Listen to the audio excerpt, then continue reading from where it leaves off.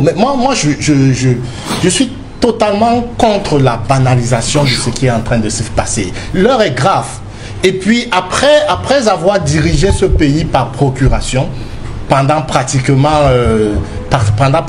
7 ans, on ne va pas accepter, moi je parle d'une position citoyenne, une candidature par procuration. Parce que c'est ça que le RDPC et ce groupe-là est en train de nous préparer.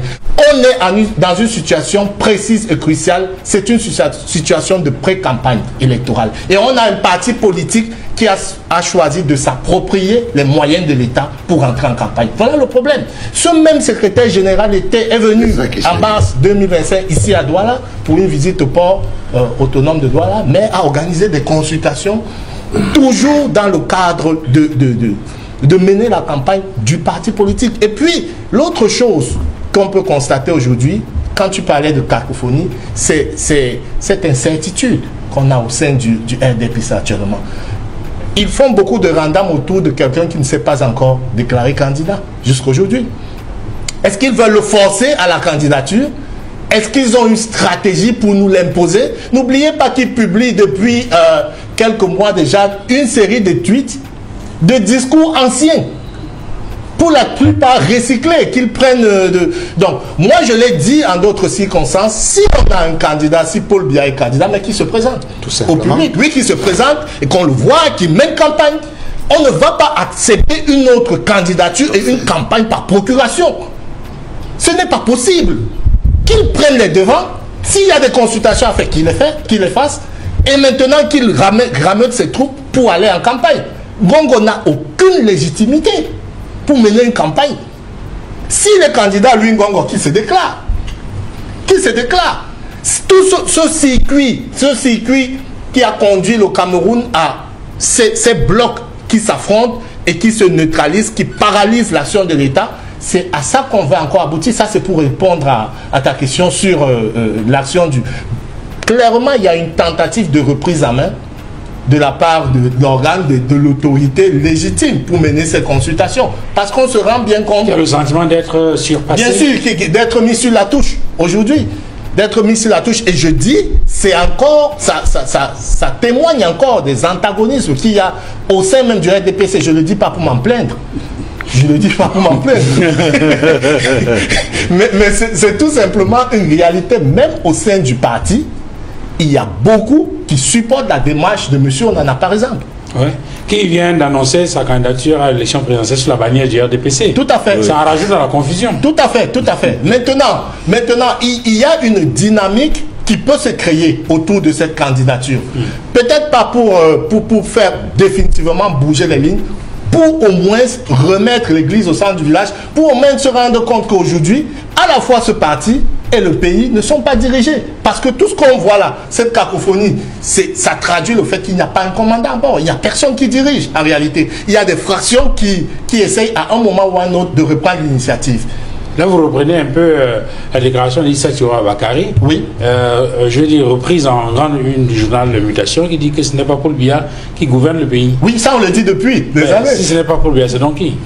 Ce sont ces fractions qui s'entrechoquent, qui ne gouvernent pas, qui s'entrechoquent, qui s'annihilent. Non, il y a des exemples pour illustrer. Moi, j'aime souvent à citer. Et le problème, ces gens pouvaient s'affronter éternellement. Que moi, en tant que citoyen, ça ne me dirait pas grand-chose. Mais le problème, c'est qu'il y a un impact terrible sur le quotidien des Camerounais.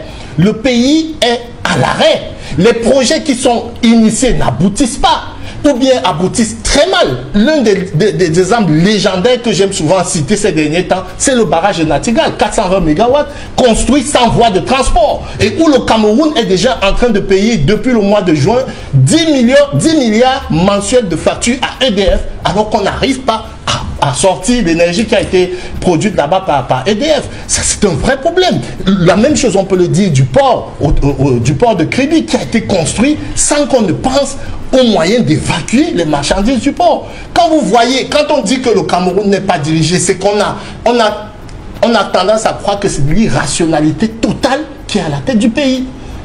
Il n'y a pas de projet pensé, il n'y a pas de projet efficient. Et même quand il y a des projets, on voit bien que très souvent, ils n'aboutissent pas. C'est ça pour l'absence de gouvernance. et on voit ce que cela pourra donner. Oui, tu me permets de clore définitivement la question de la candidature du RDPC. Je vais répondre à ta question. Moi, je veux le dire. Edmond l'a dit tout à l'heure et ils ont l'habitude de le dire au sein de leur parti. La présidentielle, c'est la rencontre d'un homme et d'un peuple.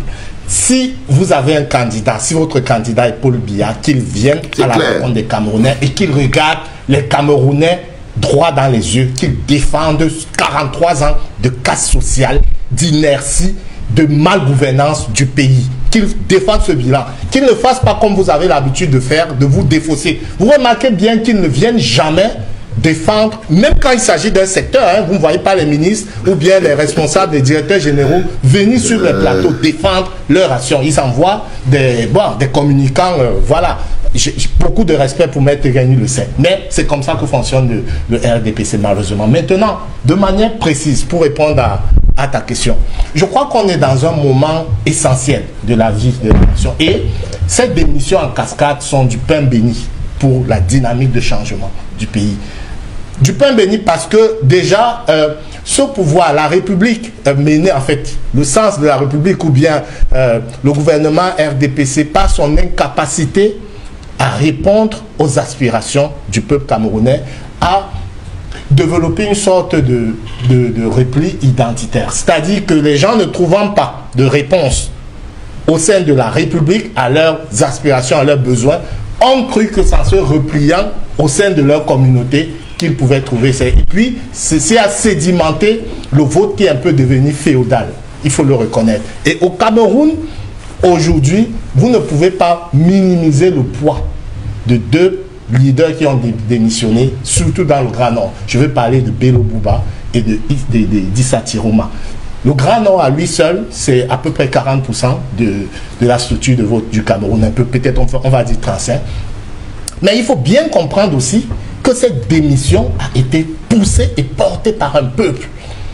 Par la base, leur base, qui ne voulait plus de ces coalitions, qui ne leur rapportaient strictement rien, qui n'avaient aucun impact dans leur vécu quotidien. Et n'oubliez pas que ces populations, lors d'un récent déplacement du secrétaire général de la présidence de la République à l'extrême nord, lui ont fait face pour leur dire leur désenchantement et leur désarroi. Voilà le contexte. Un contexte de rupture avec ce pouvoir et avec ce gouvernement. C'est ce contexte que la dynamique d'opposition doit capitaliser. Il y a une dynamique qui existe déjà. Il y a un parti politique qui semble être passant, qui est présent, que ce soit sur le terrain, que ce soit dans l'animation du jeu politique. Mais ce que je veux dire, c'est qu'il faut se garder de tout messianisme. Il ne faut pas, en construisant une dynamique de changement d'opposition, faire comme s'il y avait un homme providentiel. Il y a bien sûr un leader, il y a bien sûr quelqu'un qui porte la main, mais il faut trouver une stratégie efficace. L'essentiel étant que celui qui soit mis en avant soit celui plus susceptible de transformer l'essai. Parce que ça ne servira à rien, après tout ça, d'avoir des gens qui sont des traîtres entre grands. Et puis, il faut aussi se garder d'étiqueter des gens à ce stade-ci. Même s'il y a des suspicions, Duval, il est bon de composer avec tout le monde. Avec tout le monde, parce qu'il s'agit d'une question stratégique. On est à 3 mois des élections. On ne peut pas aujourd'hui commencer à être suspicieux vis-à-vis des gens qui peuvent engranger des suffrages pour l'opposition. N'oublions pas que la dynamique qui est celle du peuple camerounais aujourd'hui, même au RDPC, il le reconnaît, c'est une dynamique de changement. On ne veut plus de ce pouvoir mortifère qui a mené le pays à l'abîme. Donc notre problème aujourd'hui au sein des forces du changement, c'est de trouver, je revendique ce statut, de trouver la meilleure façon de faire tomber ce régime, et toutes les forces qui rejoignent cette dynamique d'opposition sont les bienvenues. Il ne faut pas les stigmatiser, il ne faut pas les étiqueter, il faut trouver un bon cadrage pour qu'ils puissent agir et transformer l'essai.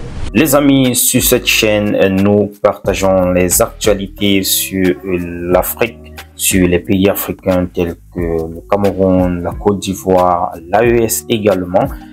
Ce sont des actualités qui doivent nous intéresser, la jeunesse d'aujourd'hui. C'est pour cela que je juge bien de partager ces quelques clichés avec vous régulièrement, pour que nous puissions aussi nous intéresser à nos politiques africaines. C'est nous qui allons changer certaines choses dans nos différents pays, raison pour laquelle c'est plus que urgent de s'intéresser à la politique de nos différents pays. Je voulais juste partager ces quelques clichés avec vous.